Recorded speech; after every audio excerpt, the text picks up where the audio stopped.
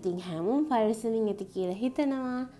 අදත් ඔයාලට ගෙනාවා ඩයට් එකට හරියම වැදගත් රෙසිපි එකක්. ලංකාවේ අපිට බත් නැතුව බෑ කියලා කතාවක් තියෙනවනේ. ඉතින් ඒ නිසාම ඩයට් එකත් හැමතිස්සෙම කැඩෙන්න පුළුවන්. හරියට කරගෙන යන්න බැරි වෙන්න පුළුවන්. පවුලේ අනිත් අය බත් කද්දී අපිට බත් නැතුව ඩයට් එකක් කරන එක හරියම අමාරු වෙන්න පුළුවන්. ඒ නිසා බත් වෙනුවට ගන්න පුළුවන් දෙයක් තමයි අද ගෙනාවේ. අපි බලමු මේක කොහොමද කරගන්නේ කියලා.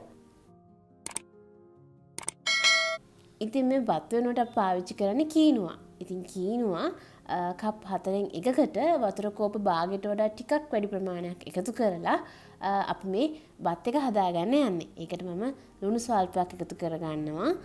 එකතු කරලා විනාඩි 10ක් විතර තැම්බෙන්න තියන්න ඕන. මේ කීනුවා කියලා කියන්නේ ඩයටරි ෆයිබර් වලින් ගොඩාක් අණු වුණ කෑමක්.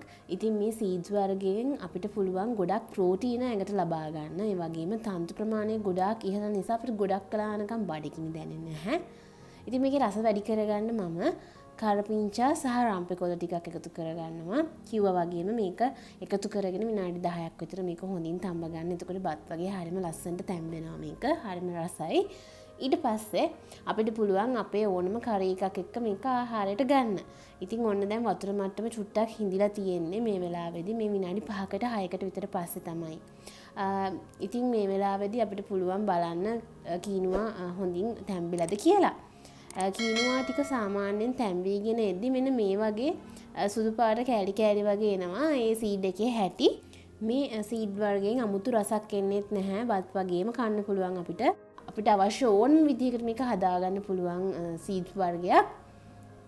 ඔන්න දැන් කීනුවා ටික විනාඩි 10කට පස්සේ හොඳට තැම්බිලා තියෙන්නේ. මේ සාමාන්‍යයෙන් චුට්ටක් විතර වතුර ගතිය තියෙනවා. ඒ වතුර ගතියත් නැති වෙනකන් අපි ඔන්න පොඩ්ඩක් කරලා තියාගමු.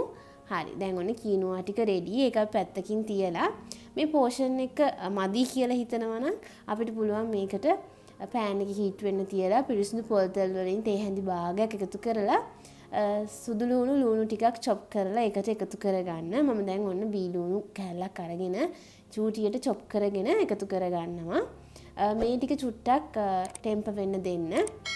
මේ ටික ටෙම්ප වෙගෙන ඉද්දි මම සුදු ලුණු චුට්ටක් එකතු කරගන්නවා. මේ සුදු ලුණු කියලා කියන්නේ අපිට බර අඩු කරගන්න ගොඩාක් උදව් වෙන දෙයක් නිසා අපිට මේ කෑම වර්ග වලට එකතු කරගන්න පුළුවන්. ඔන්න ඊට පස්සේ මම කපාගත්ත ගෝවා කප් භාගයක් එකතු කරගන්නවා. ඉතින් ඔයාලට ගෝවා ප්‍රමාණය වැඩි කරගන්න පුළුවන් මේක හදාගනිද්දි. එතකොට අපේ මේ පෝෂන් එක ගොඩාක් ලොකු කරගන්න පුළුවන්. බඩ පිරෙන්න ඕගොල්ලන්ට හොඳට කන්න පුළුවන්.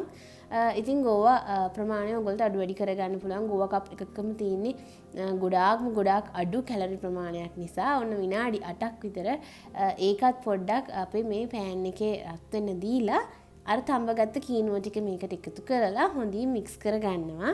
මේ වෙලාවේදී අපිට පුළුවන් අපිට අඩු වැඩි ප්‍රමාණයෙන් ලුණු එකතු කරගන්න. මම නම් සාමාන්‍යයෙන් පාවිච්චි කරන්නේ හිමාලයන් පින්ක් ලුණු. හිමාලයන් පින්ක් ලුණුත් අපිට බර අඩු කරගන්න උදව් වෙනවා.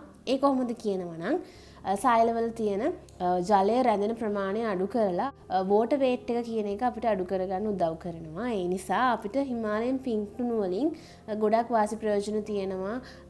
හෘදයාබාධ තත්ත්ව මගහරවා ගන්න, අධිරුධිර පීඩන තත්ත්ව මගහරවා ගන්නත් මේ ලුණු භාවිතය අවම කරන්න කියලා කියනවා. ඉතින් මේ හිමාලයන් පින්ක් ලුණු පාවිච්චි කරාම එහෙම තත්ත්ව ඇති වෙන්න බලපෑම ගොඩාක් අඩු කරනවා. මම ඉතින් කහ චුට්ටකුත් එකතු කරගත්තා. ඊට පස්සේ මේක මික්ස් කරාම මෙන්න මේ වගේ ලස්සන කලර් එකකට හොඳට තැම්බිලා තියෙනවා. ඉතින් අපේ කීනුවා එක දැන් රෙඩි. ඒක ප්ලේට් එකට මේ වගේ එකතු කරගන්නවා.